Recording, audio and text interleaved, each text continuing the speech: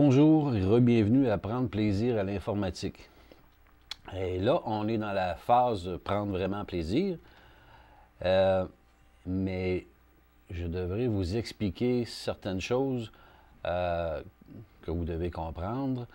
Et même si vous n'êtes pas vraiment habilité à faire ce que je vais vous démontrer ou suggérer, c'est pas grave, puis faites-vous-en pas, c'est juste normal parce que c'est un monde nouveau que vous allez découvrir et ça peut être difficilement assimilable pour certaines personnes qui n'ont pas déjà le réflexe informatique de préprogrammer dans leur cerveau parce qu'ils utilisent l'informatique depuis longtemps, depuis pas assez longtemps finalement, ou il y en a que c'est depuis très longtemps et qui ont de la difficulté à comprendre plusieurs choses. Et c'est pour ça que je répète souvent, parce que on n'est pas avec un chip électronique dans la tête. Dieu merci, pas encore.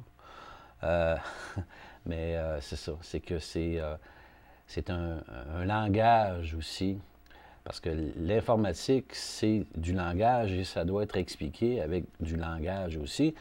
Mais l'informatique étant complexe et mathématique et algorithmique et compagnie, ça ne rentre pas nécessairement dans les fonctions naturelles, cérébrales de tous les individus. Et c'est pour ça que c'est important d'utiliser des mots simples, des mots clairs, et essayer de ne pas trop sortir du cadre de la réalité commune à tous les gens. C'est toujours le même problème quand vient le temps. Quand on connaît les choses en informatique, on utilise un langage en informatique et ce langage-là n'est pas à la portée de tous. Et c'est pour ça que ça décourage certaines personnes. Tu me perds avec tes histoires. Je comprends pas ce que tu veux dire là. Même dans certains cas, tu dis, bon, ben, colle l'URL. Colle l'URL. C'est quoi un URL? Coller comment? Mais j'essaie de coller. Je suis coquille, là, je viens de comprendre c'est quoi une URL, c'est une adresse. J'essaie de la coller, mais mon coller, il ne marche pas. Il est grisé. Un autre terme, grisé. On dit, il n'allume pas dans ma petite fenêtre. Mais peut-être parce qu'il n'y a rien à coller, parce que d'abord, il faut que tu copies. Hein? Copier, coller. C'est des choses vraiment de base qui, dans bien des cas, les gens ne comprennent pas. Fait que là, en réalité, il y a des cours d'informatique. C'est des cours surtout pour apprivoiser les fonctions d'un ordinateur versus des clics qu'on fait sur la souris. Et le clic du côté droit et le clic du côté gauche sont différents et doivent être expliqués. Mais pour bien des gens, vous savez déjà, vous avez déjà assimilé ça. Mais moi, je ne sais pas à qui je m'adresse devant moi. Fait que c'est difficile. Des fois, il y en a qui vont dire, ben oui, mais c'est élémentaire ce que tu dis. Oui, pour toi, c'est élémentaire, mais pour d'autres, ça l'est peut-être pas. Fait que c'est pas facile. C'est pas facile vraiment de faire comprendre des choses qui pour certains sont de vérité de la palisse, la simplicité même, mais pour d'autres, c'est pas... puis ça va pas pantoute avec le quotient intellectuel et ça va pas du tout avec l'éducation et avec le degré de compréhension de chacun et la capacité d'assimiler des informations ou peu importe. Ça va avec la base A1. Hein? On part du point A, numéro 1, et on avance avec ça. Et qu'aujourd'hui, ce que je vais te démontrer, ça risque d'être difficile pour plusieurs personnes. Et c'est la raison pour laquelle, moi, plus ça va dans mon implication en informatique, et plus je commence à offrir mes services pour pouvoir justement aider à des choses que les gens ont de la difficulté à faire. Entre autres, dans le domaine du système GNU Linux, il n'y a vraiment pas beaucoup de connaissances dans ce domaine-là. Il y en a qui ont des ordinateurs avec Microsoft depuis 20 ans et ils ne pigent strictement rien à un système Linux. Pour eux, quoi? Ils ne savent pas c'est quoi. Et ça, c'est à cause de la domination des monopoles, Microsoft et Apple. Mais vous manquez de quoi? Vous n'avez pas idée comment vous manquez de quoi. Et le but des prochaines émissions est de, justement de démontrer que vous pouvez sortir des sentiers battus et vous n'êtes pas obligé de vous conformer aux exigences des monopoles qui veulent vous imposer un ordinateur avec un système d'exploitation. Et là, ça devient de plus en plus atroce. Les gens qui suivent l'information se rendent compte et qui ont des ordinateurs eux-mêmes chez eux. Et au travail, se rendent compte que Microsoft impose le upgrade qu'on appelle, si upgrade est, sur Windows 10. Et c'est récurrent. Hein? Et les gens n'osent pas trop le faire parce que ça leur fait peur. Mais l'autre chose aussi, c'est qu'il y a des gens, même s'ils ne connaissent rien en informatique, il y a des gens qui sont capables de réflexion quand même et qui se disent, bien, coudonc, pourquoi est-ce que vous... C'est du harcèlement. Moi, j'entends des témoignages plein autour de moi. Les gens disent, je me fais harceler par mon ordinateur avec Microsoft en arrière-plan qui me surveille comme un chaperon surveillait les couples des années 50. Okay? Et il est toujours là. Je ne peux pas avoir la paix sur mon ordinateur. Là, il me dit, ah, il faut que tu changes pour Windows 10. Oui, mais mon frère ou ma soeur l'ont fait, puis ils l'ont regretté amèrement. Et ils n'ont plus de contrôle sur leur ordinateur, finalement, et ça devient une dictature informatique. C'est plus simplement des menottes numériques, comme Apple impose, en disant, tu installes ce type de logiciel-là, lui, tu ne l'installes pas, tu n'as pas le droit.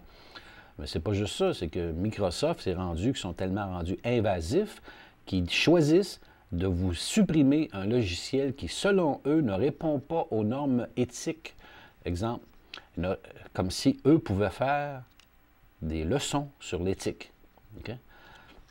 Et ils disent, ton logiciel est un logiciel craqué. Un logiciel craqué, c'est un autre terme informatique qui signifie il y a quelqu'un qui a mis un faux numéro de clé d'activation qui prouve l'achat du logiciel, comme quoi la dîme a été payée aux développeurs de ce logiciel-là qui ferment les codes. Il demande des copyrights.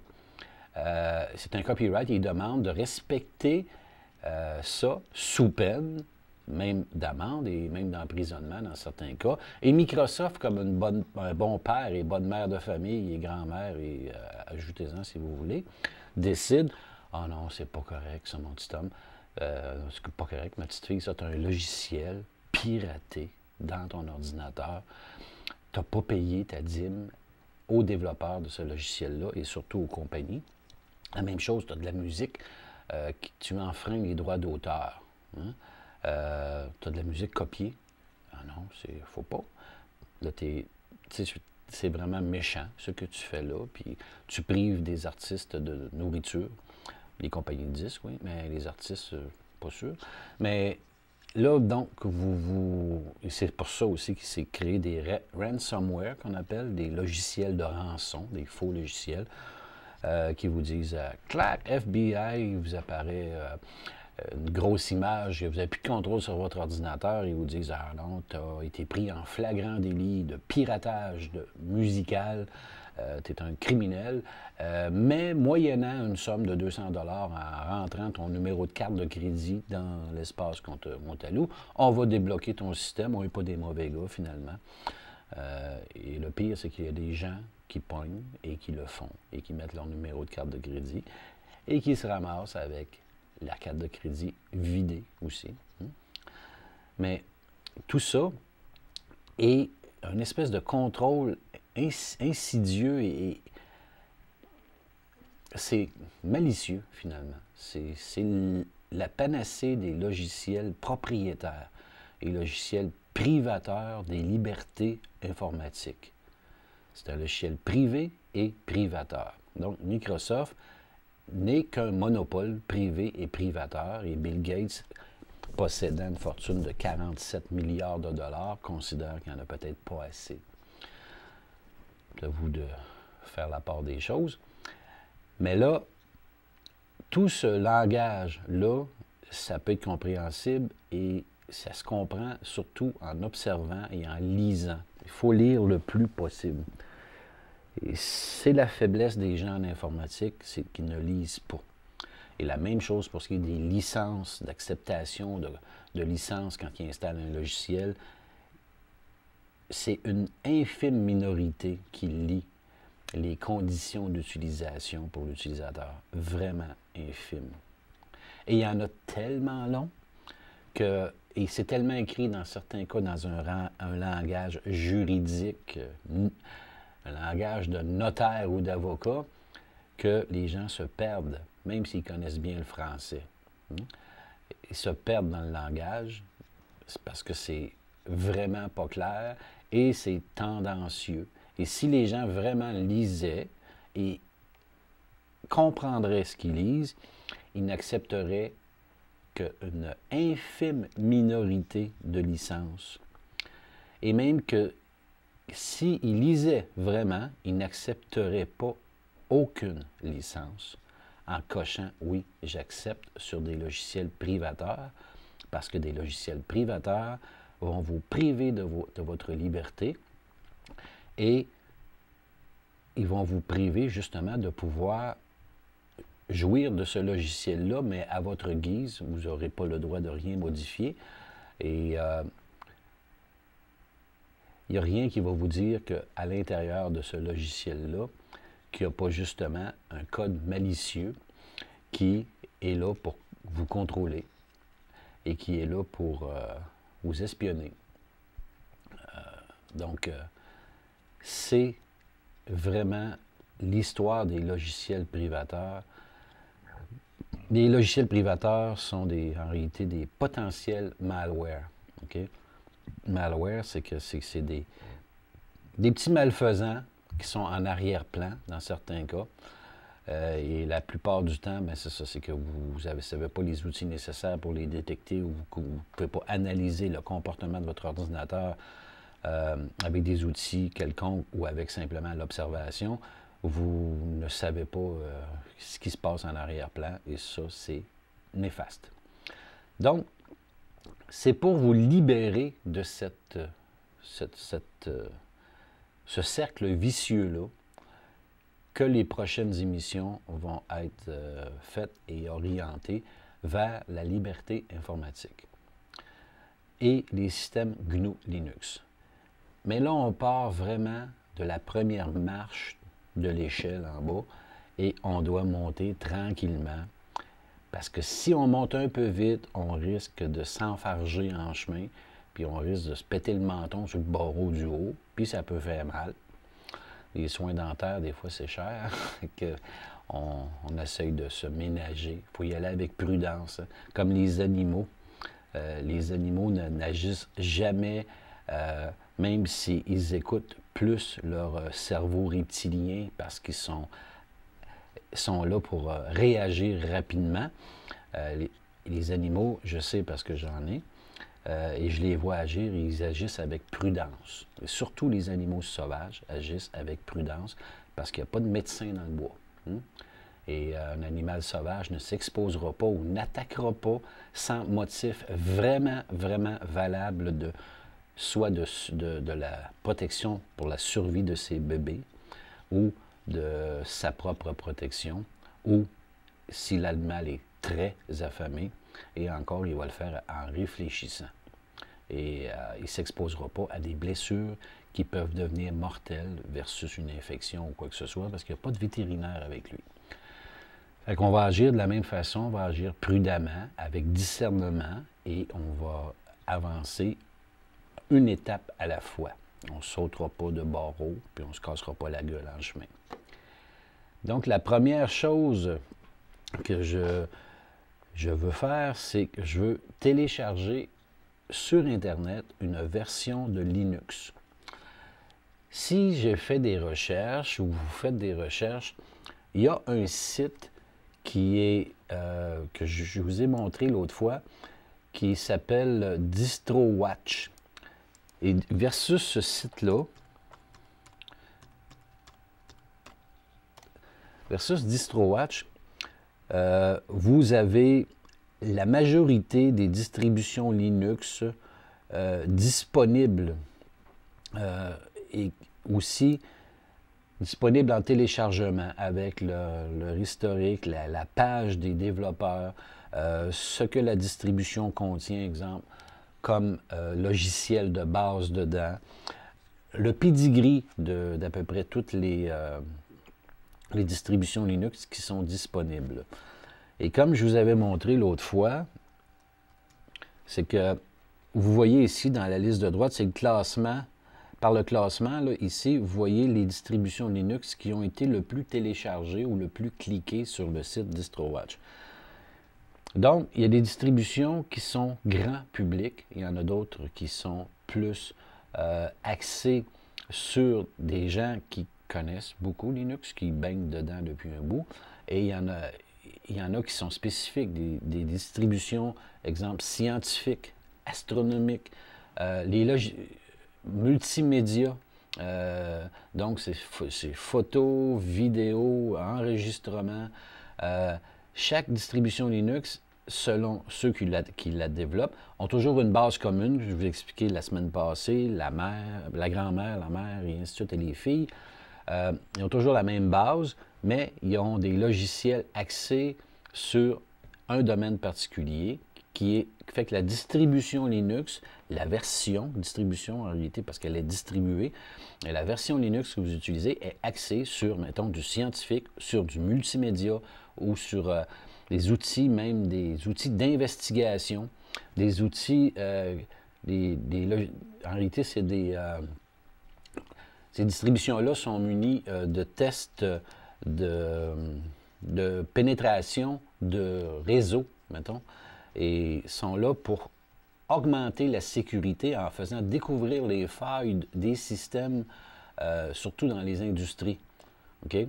Est-ce qu'il y a possibilité d'avoir une porte d'ouverture pour attaquer mon système informatique qui pourrait résulter en des très grandes pertes monétaires et qui pourrait, dans bien des cas, donner un problème de sécurité majeur aussi, par implication, par conséquence. Exemple, le fameux Stuxnet, le virus qui a été créé et qui peut se transmettre via simplement une petite clé USB, peut infecter un réseau d'une centrale nucléaire et le système fausser les lectures de la centrale nucléaire sur exemple, les températures des réacteurs et en réalité, faussant tellement les lectures, et l'Iran a été attaqué via le Stuxnet, que tout peut sauter, mais les meters disent que c'est correct. Comprenez-vous? Ça va très, très loin, là, ça.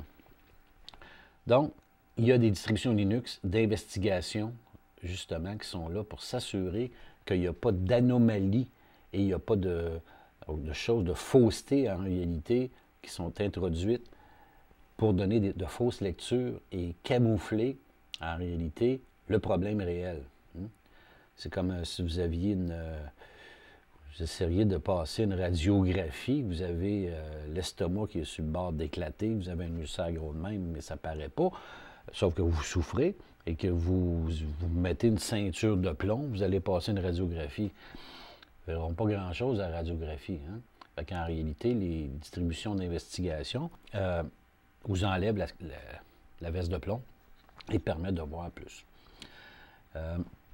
Donc, on y va dans les distributions grand public. Dans le cas d'ici, ce qu'on voit qui est la plus téléchargée, c'est la Linux Mint. La Linux Mint, il y a la Linux Mint en réalité qui est stable. Et il y a aussi les versions bêta, alpha et bêta parce qu'ils sont toujours en développement de nouvelles distributions. Environ 1 ou 6 mois, c'est la même chose pour Ubuntu et beaucoup d'autres distributions Linux. Et en réalité, c'est que les développeurs continuent à travailler et comme ils ont réussi à réaliser quelque chose, que tout le monde est content, tout le monde est satisfait, bien, il y a des gens qui ont de la vergogne, qu'on appelle, que pour eux, l'opinion des autres est importante aussi. Il y en a qui disent, on s'en fout de l'opinion des autres. Dans certains cas, il faut s'en foutre, et dans d'autres, il faut être capable de l'apprendre, l'opinion des autres, et de s'en servir pour améliorer les choses. Ce qu'on appelle la critique constructive. Donc, les gens qui prennent plaisir à donner du plaisir aux autres gens via des développements puis des choses superbes qu'ils peuvent faire en informatique, ça ne leur donne rien financièrement dans certains cas, et dans d'autres, oui, mais le but n'est pas un but financier, le but est plus philanthrope en réalité, mais un vrai philanthrope. On ne parle pas ici de Bill Gates, excusez. Vrai philanthrope, ben c'est ça, c'est qu'ils peuvent pas, les gens n'ont pas d'argent, mais ils ont un talent, et ils veulent le partager. Et ils le partagent, et ça fait des petits un peu partout. Donc, pour l'utilisateur qui veut tester, il peut avoir une version bêta ou alpha, ou peu importe. Il y a différents stades de développement d'une distribution Linux. Mais dans notre cas, on doit utiliser une version stable de Linux si jamais on veut l'installer. Parce qu'on peut, en premier lieu, mettre une image ISO, qu'on appelle, image ISO, sur une clé USB via un logiciel permettant de le faire. Et cette petite clé USB-là peut recevoir un système d'exploitation live, qu'on appelle. Peut recevoir un système d'exploitation Linux qui va être fonctionnel en l'introduisant dans l'ordinateur, mais en redémarrant l'ordinateur et en dirigeant le démarrage de l'ordinateur dans ce qu'on appelle le BIOS, mais maintenant il s'appelle le UEFI, pour booter, comme on appelle, sur la clé. Et parce que dans la clé, dans une distribution Linux, il y a un gestionnaire de démarrage de la distribution Linux en question qui est installé au stade de développement où est-ce qu'elle est rendue. Exemple, si vous avez, je sais que c'est compliqué, là, je vais rebobiner, c'est faux, mais si vous avez une distribution Linux qui est sortie, exemple, 5 mois, et que c'est une version stable, et que cette distribution Linux-là va avoir un service appliqué via les développeurs de cette distribution Linux-là, exemple, pendant 5 ans. On appelle ça une LTS. Donc, c'est pour les termes anglais qui veut dire Long Time Service. Donc, les développeurs de la distribution Linux en question vous assurent des mises à jour et des améliorations constantes tout au long des 5 années que la distribution est supportée. OK? Donc, vous êtes sûr d'avoir la paix, exemple, pour 4 ans ou 5 ans en faisant vos mises à jour, que vous n'aurez pas à changer de quoi que ce soit de système et que vous ne serez pas obligé non plus d'installer une nouvelle distribution Linux avant 4 ou 5 ans. Il y a des distributions Linux qui sont des rolling release, qu'on appelle. Donc, ces distributions Linux-là, elles ont un service à vie, finalement. Et la plupart du temps, c'est des distributions Linux plus épurées au code source, vraiment tout du code source ouvert et open source, mais les autres peuvent aussi contenir du logiciel propriétaire, mais fait pour qu'il fonctionne en Linux. Parce qu'à un moment donné, les gens sont habitués d'utiliser tel type de logiciel, puis ils ne peuvent plus s'en passer, puis ils veulent pas commencer à modifier, apprendre un nouveau logiciel ou peu importe. Et il y en a d'autres qui sont comme imposés aussi par le marché. Je parle d'Adobe Flash Player. Ça, c'est une tâche incroyable sur Internet. Vous devez avoir ça pour voir les animations et voir les vidéos. Mais il y a aussi, ce que les gens ne savent pas, il y a le HTML5. Le HTML5 qui est encore plus fluide, qui est au code source ouvert et dont, exemple, YouTube commence à utiliser vraiment de plus en plus, qui va faire qu'on va pouvoir se passer de Adobe Flash Player, qu'on doit continuellement remettre à jour, parce qu'il y a toujours des failles dans l'Adobe qui sont exploitées par des virus, des malwares. Donc, à la prochaine émission, je vais essayer de revenir sur le rolling release et la distribution Linux qui est une LTS ou qui n'est pas une LTS. Mais on va se concentrer sur une clé live pour la prochaine émission. Donc, merci. À la prochaine.